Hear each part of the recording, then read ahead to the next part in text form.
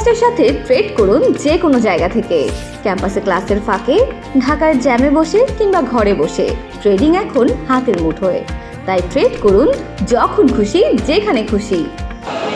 আমি সকালে ভাবছিলাম যে আজকে ঐতিহাসিক 5ই আগস্ট 2025 আমরা বিপ্লবের প্রথম বার্ষিক গত বছর অর্থাৎ 2024-এর এই 5ই আগস্টের সকাল যখন আমাদের মনে পড়ছিল, রাজধানী ঢাকার সারা বাংলাদেশ কোটি কোটি মানুষের উত্তাল আন্দোলনে অগ্নিগর্ভ হয়ে উঠেছিল। আমার মনে আছে আমি ডক্টর আব্দুল মোহাম্মদ তাহের সহ অনেক জামাতের নেতৃবৃন্দ সেই দিন আমরা ঢাকার কেন্দ্রীয় কারাগারে আটক ছিলাম। কারাগার থেকে খবর পাচ্ছিলাম আগস্টের প্রথম দিনগুলো 1, 2, 3, 4, 5 কারাগারের কর্তৃপক্ষ যারা প্রতিদিন গ্রেফতার হয়ে ভেতরে যাচ্ছিল, রিমান্ডে যাচ্ছিল, তাদের কাছে শুনছিলাম যে কোনো মুহূর্তে একটা ঘটনা বাংলাদেশে ঘটে যাবে। কোটি কোটি মানুষ আন্দোলনে ঝাঁপিয়ে পড়ছে। রাজধানীর প্রবেশ মুখ দিয়ে সারা দেশের লক্ষ লক্ষ মানুষ শেখ হাসিনার ষড়যন্ত্রের কেন্দ্র গণভবনের দিকে ছুটে চলেছে। আমরা এগুলো শুনে টেলিভিশনের সামনে অপেক্ষা করছিলাম, কিন্তু আজকে 1 বছর পর মনে পড়ে টেলিভিশনের দৃশ্য, ভিডিওগুলো, ডকুমেন্টারিগুলো, ছবিগুলো দেখে আবু সাইদ মুগ্ধ কিভাবে গুলির পর গুলি দেখে দাঁড়িয়ে থেকে হাতটা চারিদিকে ছুটে দিয়ে ঘুরে পড়েছিলেন। সাইদ মুগ্ধ যদি বেঁচে থাকতো আজকের বিপ্লবের প্রথম বার্ষিকী দেখেছে আজকে আনন্দ উদযাপন করত। 5ই আগস্টের সূর্য উদয় হয়েছে বাংলাদেশে একটা আনন্দ উজ্জ্বল, একটা চমৎকার পরিবেশে, কিন্তু আবু সাইদ মুগ্ধরা নেই। পুলিশের এপিসি কারের পর থেকে গুলি করে নির্মমভাবে হত্যা করে যে লাশ ফেলে দেওয়া হয়েছে রায়হানে, সেও বেঁচে থাকলে আজকের এই উৎসবে শরীর করবে। হেলিকপ্টার থেকে গুলি করে শিশু সহ যে মানুষদের হত্যা করা হয়েছিল, নিহত লাশগুলো পুড়িয়ে আগুনে ছাই করা হয়েছিল, আজকের এই বিজয়ের বার্ষিকীতে সেই সব নির্মম নিষ্ঠুরতার সকল জুলাই যোদ্ধাদেরকে আমরা গভীর শ্রদ্ধার সাথে স্মরণ করছি। হাজার হাজার ছাত্র ছাত্রী, নারী পুরুষ, শিশু, হঠাৎ দিন মজুর, বুটে মজুর, কলির হঠাৎ আহত হয়ে কাতরাচ্ছে। কেউ বিদেশে, কেউ চোখ নাই, মাথার কবর নাই, হাত নাই, পা নাই। আমরা যখন ডাকি আসতে যাবে করে একটা ঘোরাতে ঘোরাতে আমাদের মাঝে এসে শহীদদের পিতা মাতার কান্নায় আমরা কোনো সান্ত্বনা দিতে পারি না। আজকের বিজয়ের দিনে আমরা সেই সব শোকাহত, আত্মত্যাগী, গর্বিত শহীদ এবং আহতদের এবং তার পরিবারদের আমরা গভীর শ্রদ্ধার সাথে স্মরণ করছি। মহান আল্লাহ তাআলা এই শহীদদেরকে সত্যি শাহাদাতের মর্যাদা দিয়ে জান্নাতুল ফেরদৌস নসিব করুন। যারা আহত হয়েছেন আমরা আল্লাহর কাছে বলবো, আল্লাহ তুমি আর আমাদের জীবনগুলো নিয়ে না, এদেরকে বাঁচিয়ে রাখো। নতুন বাংলাদেশের স্বপ্ন এদেরকে বাস্তবে দেখে যাওয়ার তৌফিক দাও। এরা যেন বেঁচে থাকে, এরা যেন সুস্থ হয়, সক্ষম হয়। আজকের এই দিনে আমরা আমাদের প্রিয় আমিরে জামাতের জন্য দোয়া করব, যিনি এই জুলাই আন্দোলনের সময় মূল পরিকল্পনায় সারা বাংলাদেশকে ইসলামী আন্দোলনের কর্মীদেরকে ফ্যাসিবাদ বিরোধী সংগ্রামে ঝাঁপিয়ে পড়ার নির্দেশ দিয়েছিলেন। নতুন বাংলাদেশের স্বপ্ন যিনি দেখেছেন, জাতীয় ঐক্যের ডাক যিনি দিয়েছেন, তার নেতৃত্বেই বাংলাদেশে নতুন বাংলাদেশ আমরা গড়ব ইনশাআল্লাহ। আজকে সারা বাংলাদেশে রাজধানী ঢাকা, জেলা, শহর, নগরে, বন্দরে, উপজেলায় মিছিলে মিছিলে কোটি মানুষ স্লোগানে মুখরিত করেছে। আমরা আজকে রাজধানী ঢাকায় সেই মিছিল করছি। আমরা আজকে যেমন আনন্দের দিন, আমরা ভেবেছিলাম বিপ্লবের 1 বছর তো পার হয়ে গেল, অনেক কিছুই হয়তো 1 বছর পেয়ে যাব, কিন্তু মাঝে মাঝে সরকারের অভ্যন্তর থেকে বা জাতীয় রাজনীতি অথবা ফ্যাসিবাদ বিরোধী এক আন্দোলনে আমরা যখন একসাথে ছিলাম, তাদের কিছু কিছু কথা, কিছু কিছু কাজ, কিছু কিছু ভূমিকা অনেক রহস্য, অনেক সংশয় তৈরি করতেছে। কি বলেন, ঠিক কিনা? আমরা সরকারের গঠিত জাতীয় ঐক্যমত্য কমিশন, ন্যাশনাল কনসেনসাস কমিশন, যার প্রধান হচ্ছে ডক্টর মোহাম্মদ ইউনূস, যার কো-কনভেনর হচ্ছেন ডক্টর প্রফেসর আলী রিয়াজ। একটা অবাধ নিরপেক্ষ নির্বাচনের পূর্বে গুরুত্বপূর্ণ রাষ্ট্রের কিছু অর্গানের সংস্কার না হলে নির্বাচন নিরপেক্ষ হবে না, এই দাবিতে বাংলাদেশ যখন আন্দোলনে উত্তাল হলো, সরকার তখন সংস্কারের সিদ্ধান্ত নিয়ে ঐক্যমত্য কমিশন করলো। রাজনৈতিক দলগুলোকে পরামর্শ দেওয়া হলো, আমরা পরামর্শ দিলাম ঐক্যমত্য কমিশন বাংলাদেশের গুরুত্বপূর্ণ অর্গান, পুলিশ অ্যাডমিনিস্ট্রেশন, সংবিধান, জনপ্রশাসন, দুর্নীতি দমন কমিশন, নির্বাচন প্রক্রিয়া সহ গুরুত্বপূর্ণ সংস্কারের প্রস্তাব দিল। আমরা সেই প্রস্তাব ঐক্যমতে পৌঁছানোর জন্য জামায়াত ইসলামী নেতৃবৃন্দ 2-3 মাস ধরে ঐক্যমত্য কমিশনে আমরা সহযোগিতা করে যাচ্ছি। তারপরে আমরা দেখতে পাচ্ছি কিছু কিছু ব্যক্তি, কিছু কিছু দল যারা নিজেদেরকে খুব বড় মনে করেন, নির্বাচনের আগেই তারা ক্ষমতায় গিয়েছেন বলে ভাবটা দেখা। 5 আগস্ট আমরা জানতে পেরেছি মানিক এভিনিউ বিকাল 5টায় অন্তর্বর্তীকালীন সরকারের প্রধান উপদেষ্টা ডক্টর প্রফেসর মোহাম্মদ ইউনূস তিনি জুলাই ডিক্লারেশন সেখানে ঘোষণা দেবেন। আমরা যে সব প্রস্তাব দিয়েছি জুলাই ডিক্লারেশনের খসড়ায় একটি রাজনৈতিক দল হিসেবে 10 ব্যক্তি মধ্যে উঠতে দেশপ্রেমকে সামনে রেখে একটি সুন্দর রাষ্ট্রীয় কাঠামো নির্মাণ করে অবাধ নিরপেক্ষ নির্বাচনে একটি সুন্দর দেশ গড়ার জন্য যা যা প্রয়োজন আমরা পরামর্শ দিয়েছি। আমরা আশা করব আজকে বিকালে যে জুলাই ডিক্লারেশন পড়ে শোনানো হবে, কিছু কিছু রহস্য সংশয় তৈরি হচ্ছে, কোন চাপে, কোন দলের চাপে যেন সব দলকে উপেক্ষা করে কোন একটি দলের ইচ্ছাকে যেন প্রতিফলিত করে না হয়। লক্ষ কোটি মানুষের রক্তদান এবং আকাঙ্ক্ষার প্রতিফলন যেন জুলাই ডিক্লারেশনের মধ্যে আমরা দেখতে পাই। আমরা সংস্কারের জন্য সংবিধান সহ সব সংস্কারের যেসব প্রস্তাবে সকল দল ঐক্যমত হয়েছে, কিছু ব্যাপারে এখন ঐক্যমত হওয়ার প্রক্রিয়া চলছে, সবই তো হয়েছে একটি আগামী সুষ্ঠু নির্বাচনের মধ্য দিয়ে নতুন বাংলাদেশ গড়ার জন্য। কি বলেন, ঠিক কিনা?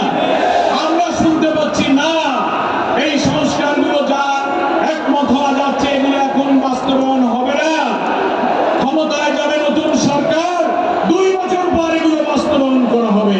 আপনারা কি সেই জন্য রক্ত দিয়েছেন? কোন দল ক্ষমতায় গেলে সকল দলের সর্বজনীন মতামতের ভিত্তিতে রাষ্ট্রীয় সংস্কারের প্রস্তাবগুলো বাস্তবায়ন করবেন কি করবে না তা নিয়ে জাতির সংস্কার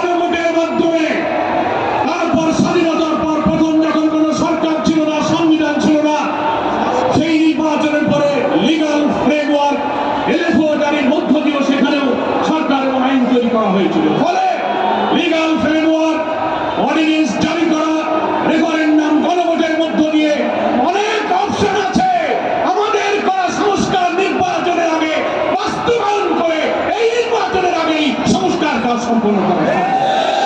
কিন্তু যারা যুক্তি দিচ্ছেন 2 বছর পরে হবে, এই শুভঙ্করের ফাঁকি দেওয়ার জন্য হাজার হাজার মানুষ রক্ত দেয়, এত মানুষ শহীদ হয়।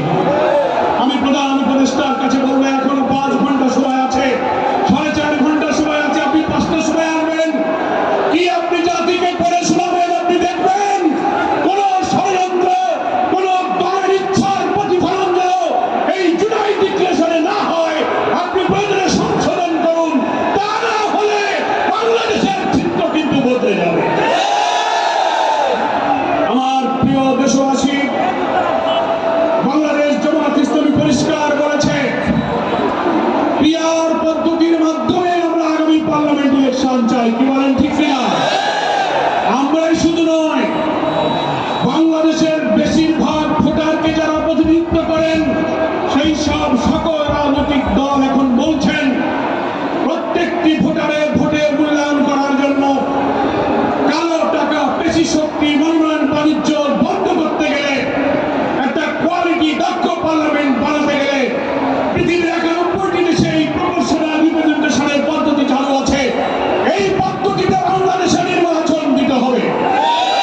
একটা দলের নেতা বলছেন যে দেশের মানুষ ইভিএম বোঝে না, তারা পিআরও বোঝে না। আমি খুব বিস্মিত হই, আপনি একজন নেতার কথা কি করে বললেন? ইভিএম আর পিআর কি এক হলো? ইভিএম হচ্ছে একটা মেশিনের নাম, নাকি বলেন? ইভিএম হচ্ছে একটা মেশিনের নাম, পিআর কোনো মেশিন নয়। পিআর হচ্ছে ইলেকট্রাল সিস্টেম। আধুনিক দুনিয়াতে নিরপেক্ষ অবাধ নির্বাচনের জন্য এই পদ্ধতি আধুনিক গণতান্ত্রিক বিশ্বে গৃহীত হয়েছে। আপনি ইভিএম এর সাথে পিআর কে বাঙালিকে হাইকোর্ট ডাকাতি হয় না। এখন বাংলাদেশের হকার, রিক্সাওয়ালা, ঠেলাওয়ালা, মুরগিওয়ালাকে জিজ্ঞেস করবেন, এইসব কথার ব্যাখ্যা রাজনীতির খবর তাদের কাছে খুব ভালো আছে। কি বলে? এরা ইভিএমও বোঝে, পিআরও বোঝে। বলে এইগুলো দেখে বাংলাদেশের মানুষকে আর বোকা বানানো যাবে না। পিআর মেনে নিন। নির্বাচনের আগে সবার বিচার হয়তো সম্ভব হবে না।